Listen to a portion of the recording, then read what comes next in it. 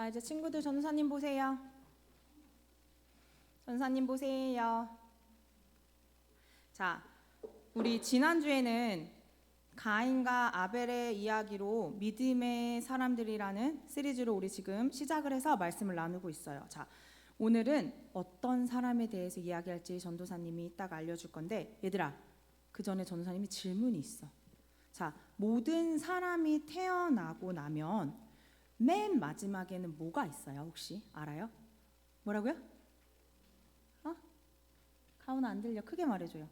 아마 가훈이 말고 다른 어린 친구들은 조금 어려울 수 있어. 윤서야, 우리가 태어나고 나서 우리 인생의 끝에 마지막에 뭐가 있지? 딩동댕, 맞아. 죽음이 있어요. 우리 친구들 죽고 나면 우리가 어디 간다 그랬죠? 맞아, 하나님의 나라에 간다 그랬어요. 근데 오늘 말씀해 보니까 이 죽음을 맞이하지 않고 하나님의 나라에 간 사람이 있대요. 자, 전도사님이 그 사람에 대한 영상을 하나 보여줄 건데, 친구들 영상 그냥 멍하니 보고 있는 게 아니라 영상을 보면서 생각할 게 있어요. 전도사님이 그 사람의 이름을 알려줄 거, 이름이 무엇인지 물어볼 거고요. 어떻게 죽음을 맞이하지 않고 하나님 나라에 바로 갔는지에 대해서 영상 보고 나서 물어볼 거니까 영상 보면서 잘 기억해야 돼요. 알았죠?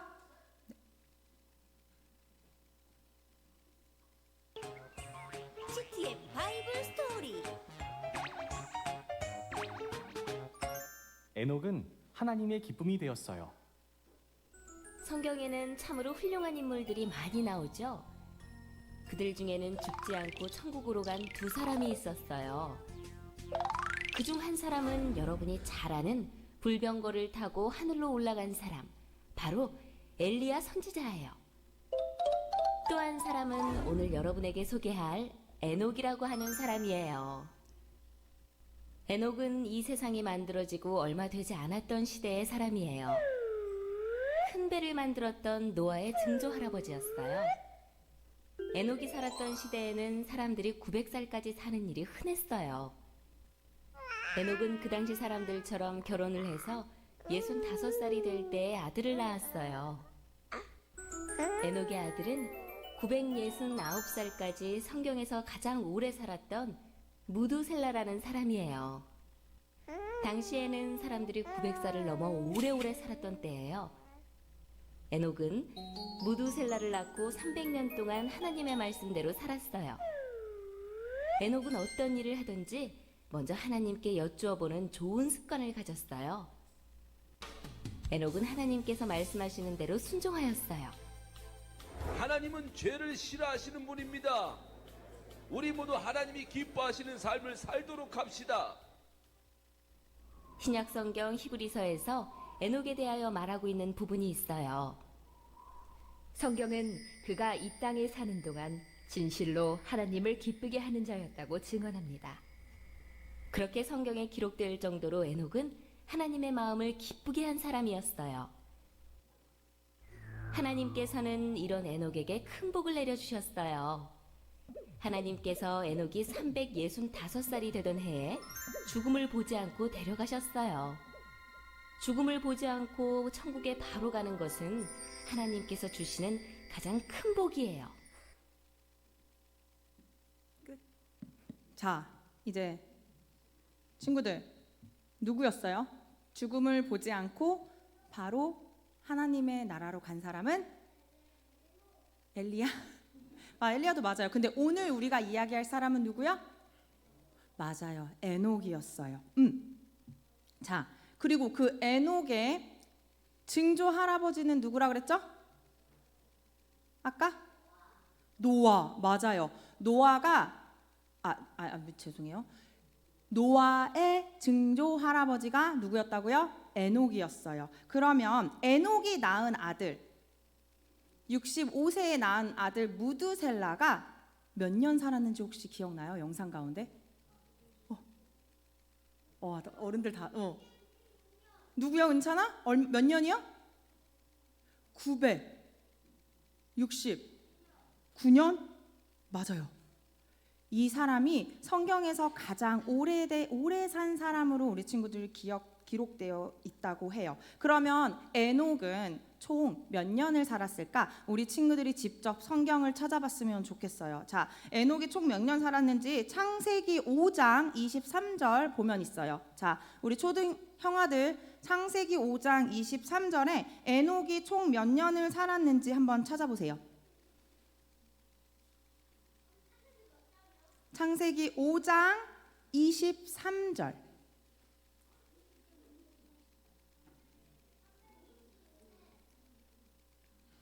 자, 윤서야 찾았어? 다시 말해봐요. 엄마가 말해준 것 같은데 방금? 좋아. 저렇게 가르쳐줘도 주서를 못 먹는 우리 아이가 하나 있어요. 괜찮아요. 아직 숫자에 약해요. 65인지 56인지 헷갈리는 친구예요. 맞아요. 에녹은 365년이란 기간 동안 살았고 22절의 말씀에 보니까, 자, 다시 22절 그 바로 위에 절 말씀을 보니까 에녹이 몇 년 동안 하나님과 동행했어요? 몇 년 동안? 300년 동안 하나님과 동행했다고 말씀 가운데 나와 있어요. 하나님과 300년 동안 동행한 에녹은 죽음을 맞이하지 않고 하나님께서 바로 하나님의 나라로 데려가신 거예요. 그럼 우리 친구들, 하나님과 동행한다는 것은 무엇일까? 동행이라는 글자 혹시 알아요? 우리 친구들 뜻 알아요? 응? 동행이라는 게 뭘까? 쉽게 말하면 바로 함께 걷는다라는 거예요. 그래서 하나님과 동행한다는 건 다시 말해서 하나님과 함께 걷는다는 거예요. 주와 친구 앉아주세요. 자, 그러면 우리 친구들, 하나님과 함께 걷는다는 거 무슨 뜻일까? 무슨 뜻일까? 자, 7인 팔각경기 아는 사람? 7인 팔각? 2인 삼각은 알죠? 2인 삼각 뭐예요? 가온아, 두 명에서 발을 묶어서 이렇게 가는 거, 그쵸? 이런 거 우리 친구들 이런 거 본 적 있나요? 이거는 지금은 몇 명이에요? 하나, 둘, 셋, 넷, 다, 7인 팔각인 것 같아요. 이런 게임 본 적 있어요? 체육대회 때? 자, 해봤어요? 맞아요. 우리 친구들 이렇게 같이 발을 묶고 걸을 때 어떻게 해야 될까요? 빨리 가려면 점프하면서 가면 될 것 같아요. 전사님이 이거 해봤거든요. 주와 어린이집 행사 때. 근데 이렇게 서로 발을 묶어서 빨리 가려면 각자 이 팀에서 작전을 잘 짜야 돼요. 작전을 잘 짜려면 서로 대화를 해야 되고요. 자, 우리가 하나에는 오른발을 가고요, 둘에는 왼발을 가고요. 이렇게 박자를 맞춰가면서 서로 신호를 줘가면서 가야지만 빨리 갈 수 있고 완주할 수 있는 거예요. 여기서 만약에 한 사람이라도 내가 먼저 갈 거야 하고 딱 가버리면 어떻게 될까? 넘어지고 맞아, 쓰러지고 또 이 경기를 다 완주하지 못하는 경우가 생겨요. 아마 전도사님 생각에는 하나님과 함께 걷는다는 것은 이런 것 같아요. 비록 우리 눈에는 하나님이 보이지 않지만 하나님과 함께 하나님께 물으면서 하나님께 어려울 때 어떻게 해야 되는지 대화하면서 하나님이 항상 우리와 함께 계신다는 것을 알고 믿고 의지하며 살아가는 것이 아마 하나님과 함께 걷는 것이 아닌가 싶어요. 에녹은 이렇게 몇 년 동안 하나님과 걸었어요? 300년이라는 시간 동안 하나님과 걸었어요. 30년 아니고 300년. 우리 지금 300년이라는 시간이 짧을 것 같아요? 길 것 같아요? 엄청 긴 시간 동안 에녹은 하나님과 항상 함께 동행하고 하나님을 의지하고 하나님을 믿음으로 살아갔다고 이야기하고 있어요.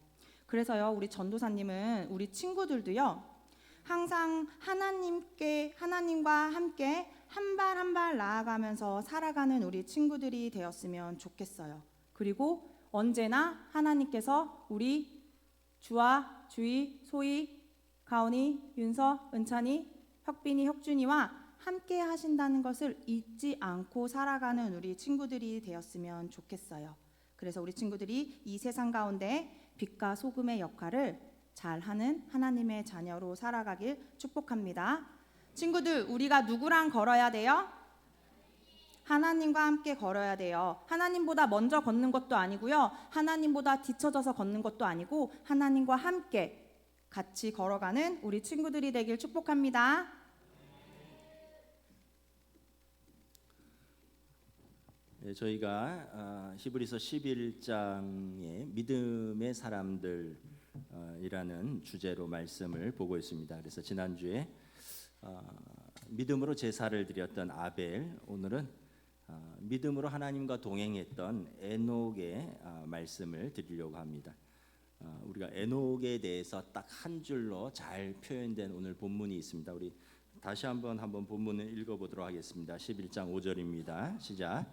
믿음으로 에녹은 죽음을 보지 않고 옮겨졌으니 하나님이 그를 옮기심으로 다시 보이지 아니하셨느니라. 그는 옮겨지기 전에 하나님을 기쁘시게 하는 자라는 증거를 받았느니라. 에녹의 특징은 다른 내용이 특별히 없습니다. 하나님과 함께 걸었다, 하나님과 동행했다라는 내용밖에 없습니다. 여러분, 하나님과 동행한다 해서 동행하다, 우리 전사님이 그림으로 말씀으로 설명을 해주셨는데 히브리어 원어가 할라카인데 할라카는 함께 걷기입니다. 함께 걷기. 이 은유적 의미로는 뭐냐 하면 인생에서 걷는 길입니다. 또 인생에서 의도적으로 취하는 선택들입니다. 여러분 인생에서 어떤 길을 걸으셨습니까? 걷고 계십니까? 그리고 여러분들은 인생에서 어떤 의도적인 선택들을 하고 사십니까? 성경에 보면 아벨의 길은 의인의 길이었고 가인의 길은 악인의 길이었다. 우리가 가는 길이 의인의 길이 될 수 있고 우리가 가는 길이 악인의 길이 될 수 있다는 것입니다. 그런데 에녹은 하나님과 동행했으니까 그는 의인의 길을 간 것이죠. 그래서 우리 전사님이 정말 잘 말씀을 해주셨는데 인생의 길을 하나님과 함께 걷는다는 것은 하나님과 교제한다는 얘기입니다. 여러분 길을 함께 걸으면서 교제해야죠. 이야기를 나누고 알아가고 서로 동의를 구하고 그래서 친밀한 사귐 속에서 살아가는 것입니다. 그리고 또 서로 함께 그 길을 걸으니까 사랑하기 때문에 서로에게 복종하는 것입니다. 여러분 어떤 길을 걸을 때 자기 주장만 내세워서는 그 길을 같이 걸을 수가 없습니다. 그 길을 같이 걷는 사람에게 순종해야 됩니다. 근데 이것이 마음에 안 맞아서는 그렇게 할 수 없죠. 마음을 맞추어 사랑으로 순종하는 것입니다. 우리가 하나님과 길을 걷는다는 것은 하나님을 사랑하여서 하나님의 말씀에 순종한다라는 의미가 담겨져 있는 것입니다. 여러분 인생에서 누구와 동행하느냐는 매우 중요합니다. 어렸을 때는 부모와 함께 동행합니다. 그래서 좋은 부모를 만나는 것은 정말 축복입니다. 그런 베스트셀러 책이 있죠.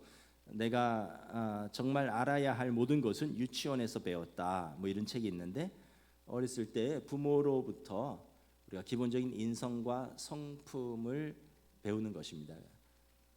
또 청소년기가 되면 친구와 함께 동행합니다.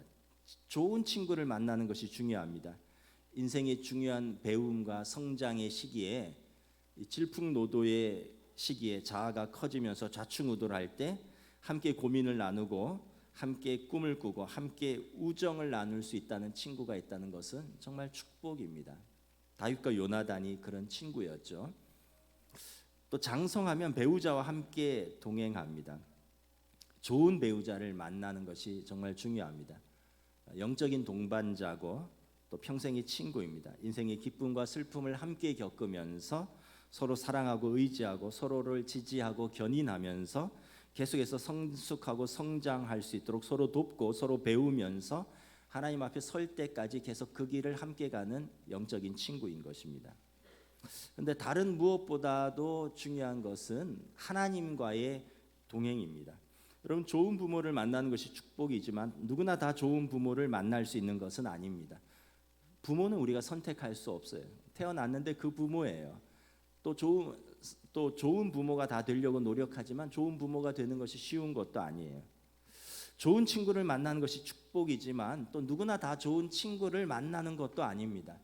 내가 먼저 좋은 친구가 돼야 돼요. 사람들이 친구를 잘못 만나서 그렇게 됐다 이런 표현들 많이 쓰는데 아니에요. 내가 먼저 좋은 친구가 되면 나에게로 좋은 친구들이 분별력 있게 다가옵니다.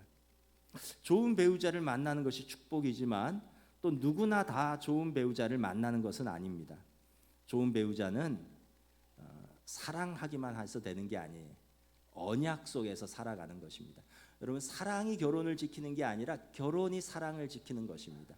언약이 사랑을 지키는 것입니다. 좋은 배우자는 언약을 소중히 여기고 살면서 서로 배우면서 노력하면서 서로 만들어지는 배우자입니다. 이렇게 좋은 만남은 어렵습니다. 그런데 말씀드렸듯이 이 만남에는 누구나 그런 만남이 있을 수도 있지만 없을 수도 있어요. 그러나 인간적인 만남에서는 그런 만남을 못 만났지만 이 모든 결핍을 상쇄하는 만남이 있는데 하나님 아버지와의 만남입니다. 시편 27편 10절에 내 부모는 나를 버렸으나 여호와는 나를 영접하시리라. 누구 시편일까요? 내 부모는 나를 버렸으나 여호와는 나를 영접하시리로다. 다윗의 시편입니다. 다윗은 부모로부터 사랑을 받지 못했습니다. 성경에 보면 사무엘 선지자가 이새의 집에 기름을 부을 이스라엘의 왕이 있다라는 하나님의 말씀을 듣고 찾아갑니다. 그래서 이새에게 7 아들을 다 불러서 보았는데 하나님이 다 아니라는 거예요. 그래서 사무엘 선지자가 물었죠. 이 집에 아들이 더 없느냐? 그랬더니 이새가 말째가 있는데 지금 들에서 양을 치나이다. 말째가 있는데 이 말째는 우리가 말하는 막둥이 뭐 이런 귀여운 표현이 아니에요. 8이나 있는데 제일 끄트머리에 있는 별로 중요하지 않은 아들이라는 뜻입니다. 다윗은 그래서 부모로부터 사랑을 못 받았던 것 같아요. 다윗이 사울 왕을 피해서 도망 다닐 때 부모로부터 도움을 받았거나 부모에게로 피신했다라는 기록이 없습니다. 그러니까 부모가 별로 다윗에게 사랑하거나 다윗을 그렇게 귀히 여기는 부모가 아니었던 것 같아요. 그런데 다윗에게는 하나님 아버지가 계셨습니다. 내 부모는 나를 버렸으나 하나님은 나를 영접하시리로다. 하나님 아버지가 그의 목자가 되셨고 하나님께서 그와 동행하셨기 때문에 그 모든 결핍과 고난 속에서도 다윗은 하나님의 마음에 합한 사람으로 자라날 수 있었고 이스라엘의 왕이 될 수 있었습니다. 시편 23편에 보면 여호와는 나의 목자시니 내게 부족함이 없으리로다. 내가 사망의 음침한 골짜기로 다닐지라도 해를 두려워하지 않을 것은 왜냐하면 주께서 나와 함께 하시기 때문입니다. 다른 것은 다 없어도 나는 괜찮습니다. 하나님이 나와 함께 하시면 나는 그것으로 족합니다. 왜냐하면 하나님이 내 목자가 되셔서 나를 인도하시기 때문에 그렇습니다. 다윗은 지지리도 복도 없었어요. 요나단이라는 좋은 친구와의 복이 있었지만 아내 복도 없었습니다. 미갈이 사울의 딸이었는데 아내도 그를 버렸어요. 부모도 그를 버렸습니다. 신하들도 그를 버렸습니다. 나중에 보면 아들들도 몇 명이나 그를 버립니다. 그런데 다윗에게 나는 하나님 아버지가 있었기 때문에 나는 이것으로 만족합니다. 나를 지으시고 나를 아시고 나를 사랑하시고 나를 구원하시는 그 하나님이 나의 목자이십니다. 그러므로 나는 부족함이 없습니다. 이런 고백을 하는 것입니다. 에녹은 하나님과 동행한 사람이었죠. 여러분, 하나님과 어떻게 동행을 했을까요? 자, 우리 창세기 5장 24절 우리 다시 한번 읽도록 하겠습니다. 창세기에 이 본문이 있는데 창세기 5장 24절입니다. 시작. 에녹이 하나님과 동행하더니 하나님이 그를 데려가심으로 세상에 있지 아니하더라. 에녹은 하나님과 동행한 사람이었다. 그리고 그가 세상에 있지 아니하더라. 왜냐하면 하나님이 그를 데려가셨다. 이렇게 짧은 구절밖에 없어요. 자, 하나님과 어떻게 동행을 했는지는 오늘 히브리서 11장 5절에서 나옵니다. 하반절인데 우리 함께 읽습니다. 시작. 에녹은 하나님을 기쁘시게 하는 자라는 증거를 받았느니라. 에녹은 하나님을 기쁘시게 하는 자다라는 겁니다. 하나님과 동행을 하는데 여러분, 우리 피조물이 죄인이 거룩하신 하나님과 우리의 구원자이신 하나님과 동행하면 우리는 기쁘겠죠. 그러면 하나님은 에녹하고 동행하면서 하나님은 뭐가 기쁘실까?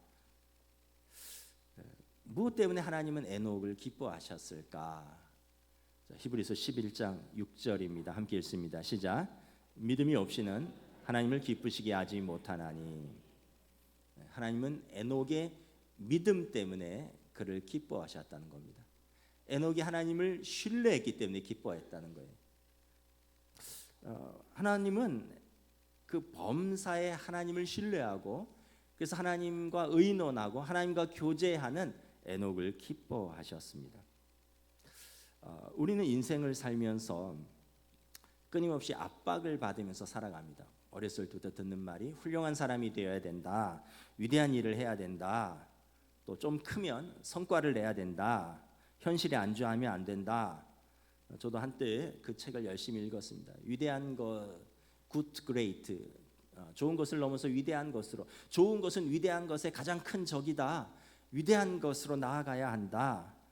그래서 하나님을 위해서도 위대한 꿈을 꿈꿔라, 이런 이야기들을 많이 들었는데 자기 자신을 보면 위대하기는커녕 좋지도 못하고 그래서 스스로 초라하고 부끄럽습니다.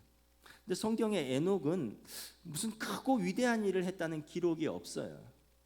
아브라함처럼 아들을 들였다거나 모세처럼 홍해를 가르고 바로와 맞서 싸웠다거나 뭐 다윗처럼 골리앗을 쓰러뜨렸다거나 요셉처럼 기근에서 온 백성을 구했다거나 다니엘처럼 사자굴에 들어갔다 나왔다거나 이런 놀라운 일을 한 적이 없습니다. 그런 훌륭한 일과 무슨 업적을 쌓은 게 없어요. 그냥 성경에는 그냥 하나님과 동행했다라는 그 한 줄밖에 없습니다. 그리고 하나님께서는 그를 기뻐하셨다라고 되어 있어요. 이 말씀을 보면서 큰 위로를 받습니다. 하나님은 내가 유명해지지 않아도, 하나님은 내가 무슨 큰 일을 하지 않아도, 하나님은 내가 무슨 큰 업적을 세우지 않아도 내가 하나님의 자녀로서 하나님을 믿고 신뢰하면 나를 기뻐하시는구나. 큰 우리 같은 시민들은, 서민들은 은혜를 받습니다. 우리 자녀들에게 용기를 좀 드리고 싶습니다. 우리 부모님들이 물론 학생 때 공부하라고 좀 세게 격려할 수 있고 표현이 미숙할 수는 있지만 부모님들은 자녀들이 건강하게 그리고 부모와의 좋은 관계 속에서 잘 있으면 그걸로 족합니다. 그걸로 감사합니다.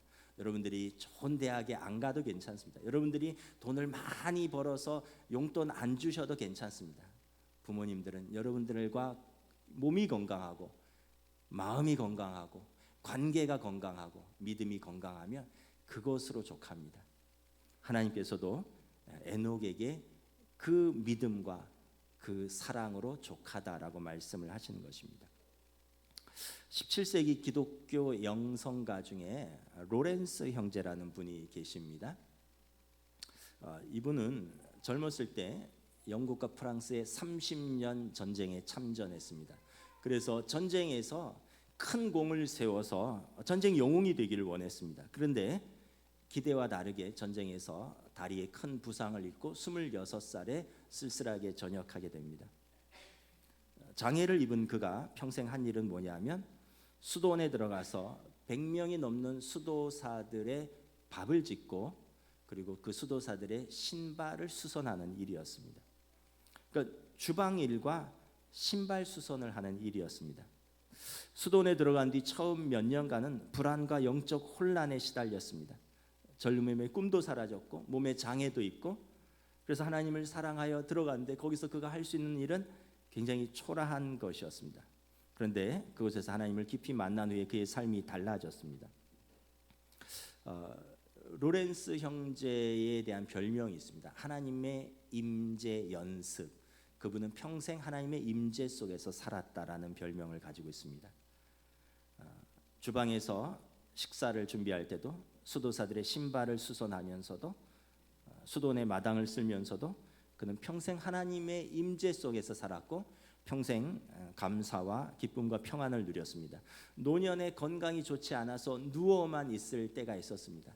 그래서 수도사들이 와서 물었습니다. 수도사님, 젊었을 때는 그래도 예배도 드리고 젊었을 때는 그래도 주방을 총지휘하고 젊었을 때는 한 사람 한 사람의 신발도 수선하고 그렇게 할 일들이 있었는데 지금 노년이 되어서 아무것도 하지 못하고 예배도 드리지 못하고 주방도 못 들어가고 이렇게 누워만 계시니 답답하시죠? 그랬더니 로렌스 형제가 이렇게 대답했습니다. 나는 달라진 게 아무것도 없습니다. 내가 주방에 있을 때나 신발을 수선할 때나 지금 이렇게 누워 있을 때나 하나님은 언제나 나와 함께 계십니다. 1691년에 77살의 나이로 세상을 떠났을 때 모든 사람들이 인정하는 최고의 수도사는 수도원 원장이 아니라 수도원 도서관장이 아니라 로렌스 수사였습니다. 평생 주방에서 평수사로 일했던 로렌스 형제가 하나님의 임재를 가장 우리에게 잘 보여주었다라고 사람들이 고백했습니다. 여러분, 우리도 마찬가지입니다. 우리가 무엇을 해도 괜찮습니다. 무슨 일을 해도 괜찮습니다. 직업에 빈부와 귀천이 없습니다. 여러분이 하는 그 일, 주방에서 계란 후라이를 뒤집든 설거지를 하든 화장실을 청소하든 여러분 우리가 학교에서 공부를 하든 밥을 짓든 직장에서 복사를 하든 내가 주어진 일을 내게 맡겨진 일을 내가 하든 오늘 주일날 주님의 몸된 교회에서 각자의 자리에서 섬기고 하나님을 예배할 때 내가 하나님과 함께 한다면 여러분 그것이 하나님께서는 족한 것입니다. 하나님 그 모습으로 우리를 기뻐하십니다. 우리가 하나님과 함께 공부하고 우리가 하나님과 함께 살림하고 우리가 하나님과 함께 일하고 그것으로 우리를 기뻐하십니다. 다른 어떤 것으로 우리를 압박하지 않으십니다. 돈을 벌어야 돼. 그런 걸로 우리를 압박하지 않으십니다. 그래야 행복해. 그렇게 우리에게 잘못된 정보를 주시지 않으십니다. 우리가 어디서 무엇을 하든지 주님과 동행하면 그 자체가 하나님께서 기뻐하시는 삶을 사는 삶이기 때문에 그런 것입니다. 하나님을 기쁘시게 하는 사람은 하나님을 위해서 무슨 큰 일을 해서가 아니라 에녹이나 로렌스 형제 같이 평생 하나님과 믿음으로 동행한 사람이었습니다. 여러분 평생 하나님을 동행한 에녹은 어떻게 되었습니까? 참고로 우리 주보의 2번에 2번, 3번은 제가 생략하도록 하겠습니다. 주보에 하나님과 친구처럼 교제한 아브라함, 하나님을 사랑하여 순종한 노아 하다 보니까 내용이 너무 확장되는 것 같아서 빼버렸습니다. 하나님과 친구처럼 교제하고 하나님을 사랑하기 때문에 순종한 에녹인데 여러분 평생 하나님과 이렇게 살았던 에녹은 어떻게 되었습니까? 우리 창세기 3장 24절 함께 읽도록 하겠습니다. 시작. 에녹이 하나님과 동행하더니 하나님이 그를 데려가심으로 세상에 있지 아니하였더라. 우리 아까 아동부 우리 한번 다시 물어볼까요? 죽지 않고 하나님이 직접 데려간 사람 2명 성경에 나와 있는데 이름 알아요? 한 명? 2글자 오늘 본문의 제목 주인공 한 명은 에녹. 두 번째 3글자인데 엘리야. 그래요. 예. 그래 하여튼 우리 유치 아동부가 이렇게 배운 거는 평생 갈 거예요. 예. 자, 여러분 제가 오래전에 들은 에녹에 대한 2가지 이야기가 있어요. 그냥 이야기입니다. 전설 같은 이야기. 첫 번째 이야기는 해가 뜨고 날이 밝으면 하나님께서 에녹의 집에 찾아오셨어요. 에녹아, 날이 밝았다. 우리 함께 놀러 나가자. 그리고 하나님께서 에녹과 함께 나갔다가 즐겁게 놀고 꽃도 보고 시냇가에도 앉았다가 때가 되면 에녹을 집에 바래다 주셨어요. 이렇게 300년 동안 계속 하셨습니다. 그러다 어느 날 날씨가 너무 좋은 날 에녹과 하나님이 함께 가다가 그날은 너무 멀리 놀러 가셨어요. 하나님이 그러셨대요. 에녹에게 오늘 너무 늦었다. 그냥 우리 집으로 가자. 그러면서 하나님께서 하나님의 집으로 에녹을 데려가셨대요. 뭐 그런 이야기가 있습니다. 두 번째 이야기는 이렇게 하나님과 늘 동행하던 에녹이 보이지 않으니까 사람들이 찾았어요. 근데 에녹을 찾았는데도 못 찾은 거예요. 그랬더니 사람들이 이렇게 이야기를 했대요. 에녹에 대한 걱정은 제일 쓸데없는 걱정이야. 에녹은 하나님이 데려가셨을 거야. 평소에 그의 삶을 보면서 하나님이 에녹을 데려가셨을 거야. 이렇게 사람들이 인정했다는 거예요. 그래서 오늘 성경은 에녹이 하나님과 동행하더니 하나님이 그를 데려가심으로 세상에 있지 아니하더라. 특별히 우리 어르신들에게 부탁드립니다. 여러분들의 믿음의 삶을 끝까지 붙드시기를 축복합니다. 하나님께서 여러분들의 믿음을 보시고 하나님 나라에 데려가실 것을 확신합니다. 우리 모두 예수 그리스도 안에서 믿음으로 하나님과 동행하다가 하나님 나라에 들어가는 저와 여러분 되시기를 축복합니다. 여러분, 동행하는 사람을 뭐냐 하면 친구라고 합니다. 보통 친구랑 뭐 어디 여행도 가고 친구랑 뭐 영화도 보러 가고 친구랑 밥도 먹잖아요. 물론 가족도 알 수 있지만 에녹을 하나님께서 이렇게 에녹이나 아브라함은 친구처럼 대하셨어요. 우리를 친구처럼 대하신 분이 있습니다. 예수님이셔요. 예수님께서 우리에게 좋은 친구라고 말씀을 하셨습니다. 깊은 교제와 사귐 속에서 예수님께서, 하나님의 아들이신 예수님께서 우리를 친구라고 부르셨습니다. 내가 너희와 동행하겠다. 너희는 나의 친구다. 우리 요한복음 15장 15절 함께 봉독합니다. 시작. 이제부터는 너희를 종이라 하지 아니하리니 종은 주인이 하는 것을 알지 못함이라. 너희를 친구라 하였노니 내가 내 아버지께 들은 것을 다 너희에게 알게 하리라. 여러분, 세상에서도 좋은 친구를 만나는 것이 쉽지 않다고 했습니다. 내가 좋은 친구도 돼야 되고요. 그렇게 되기도 쉽지 않고 또 좋은 친구를 만나는 것도 쉽지 않습니다. 그 세상이 보면 굉장히 예민하고 날서 있어요. 우리말에 그런 표현도 있더라고요. 배고픈 건 참아도 배 아픈 건 못 참는다. 누가 잘 되면 그것도 별로 기분이 안 좋은 거예요. 세상이 친구하기도 어려워요. 아주 순수하게 뭘 접근하기가 어렵고 왜곡된 시선으로 날선게 말로 비판하고 바라봅니다. 누가 무슨 말 한마디만 하면 그냥 있지 않아요. 누가 무슨 사진 하나 올리면 거기서 뭐 잡아낼 게 없는 게 하고 물어 뜯어요. 제가 그 SNS를 한동안 좀 하다가 요즘은 안 해요. 왜냐하면 뭐 열심도 없고 부지런하지도 않지만 그런 글들을 보면서 너무 조금 소모적이다 이런 생각을 했는데 한 그 인스타그램에서 어떤 여자분이 이렇게 어떤 사진을 올리는 것을 좀 봤어요. 그분이 20대 후반인데 괌으로 여행을 가서 수상 스키를 타다가 이제 부딪혀서 경추와 척추가 부러져서 전신 마비 판정을 받았습니다.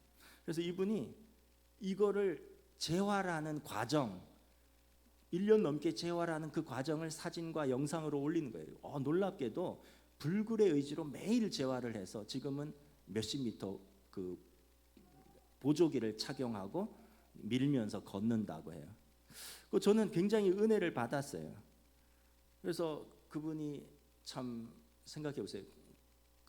이제 뭐 옛날 글들을 좀 봤는데 괌에서 수상 스키를 타다가 배랑 부딪혀서 척추와 경추가 부러졌는데 응급실에 갔는데 괌은 미국령이라서 하루 응급실 비용이 600만 원이래요. 그래서 거기 며칠 있다가 안 되겠다, 한국 와서 수술을 해야겠다 해서 에어 앰뷸런스가 있다는 거예요. 에어 앰뷸런스를 이렇게 섭외해서 4천만 원을 주고 에어 앰뷸런스를 타고 한국으로 와서 한국에서 수술을 받았습니다. 그리고 한국에서 1년 넘게 재활을 하면서 이렇게 하고 있는 과정을 올린 거예요. 그래서 많은 사람들이 그 의지를 칭찬하고 격려하고 저도 참 대단한 사람들이다 하고 있는데 일부 악성 댓글이 있어요. 어떤 댓글이냐면 돈 많아서 괌에서 파도 타기 하고 수상 스키면서 즐기는 사람 이 세상에 그렇게 많지 않다, 뭐 이런 댓글들이 있고요. 그래, 하루 600만 원 지불하는 응급실에 있고 4천만 원 지불해서 에어 앰뷸런스 탈 수 있는 능력이 있다는 거네, 뭐 이런 내용들. 재활해서 몸 다 나으면 또 괌 가서 파도 타기 하겠네, 이런 얘기들. 난 그걸 보면서 난 참 이해를 할 수가 없어요. 그분이 그 자기 몸을 자랑하려고 그랬을까요? 자기 재력을 자랑하려고 그랬을까요? 아니면 그렇게 사고를 당해서 낙심한 사람들에게 이렇게 서로 힘내고 이렇게 이런 의도로 올리지 않았을까요? 우리들도 보면 우리 주변에서 보면 무슨 글 하나 하고 사진 올리면 아주 날선 글들이 막 쏟아져 나옵니다. 이게 세상이에요. 세상에서 좋은 친구를 얻기도 어렵고 좋은 친구가 되기도 쉽지 않습니다. 그런데 우리 예수님은 어떻게 우리에게 좋은 친구가 되어 주셨습니다. 하나님의 아들인데 하나님의 아들이 우리에게 좋은 친구가 되어 주시겠다고 말씀하셨습니다. 좋은 친구는 비밀이 없어요. 감추는 것이 없습니다. 좋은 것을 아낌없이 알려주는 사람이 좋은 친구입니다. 예수님께서 친구인 우리에게 하나님 나라의 비밀, 내 아버지께 들은 것을 다 알려주시겠다고 하셨습니다. 여러분 얼마나 감사한 일이에요. 여러분 예수님이 우리의 좋은 친구인데 여러분 예수님을 좋은 친구 삼으시기를 축복합니다.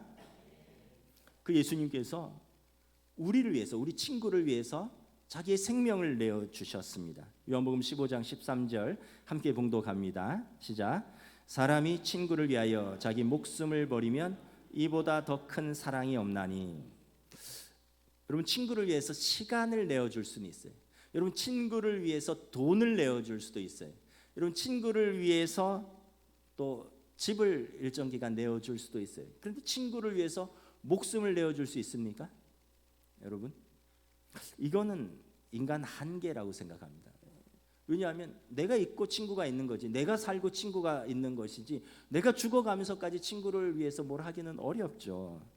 그래서 그런 분들이 종종 있는데 이런 분들을 의인이라 그러잖아요. 지하철에서 그 떨어진 분을 구해내고 이제 뭐 자기가 돌아가신 그 일본 지하철에서 이수연 씨인가 한국 분이 그러셨죠. 그 일본 사람들이 의인이라 그러셨잖아요. 그런 분들이 종종 있는데 예수님께서 하나님의 아들로서 의인으로서 저와 여러분을 위해서 친히 목숨을 내어 놓으셨습니다. 그것도 우리의 죄값을 대신 지불하고 하나님과 우리를 화해시키기 위해서 예수님께서 십자가를 지셨습니다. 그래서 십자가는 우리를 사랑하사 생명까지 내어주신 우리의 가장 진실된 친구로서 예수님의 표시입니다. 십자가는 여러분 예수님의 고난도 되지만 우리의 진실된 친구라는 그 사인인 것입니다. 그리고 예수님께서 오늘도 우리를 친구로 초청하고 계십니다. 이 예수님께서 오늘 저와 여러분들을 친구로 초청하고 계십니다.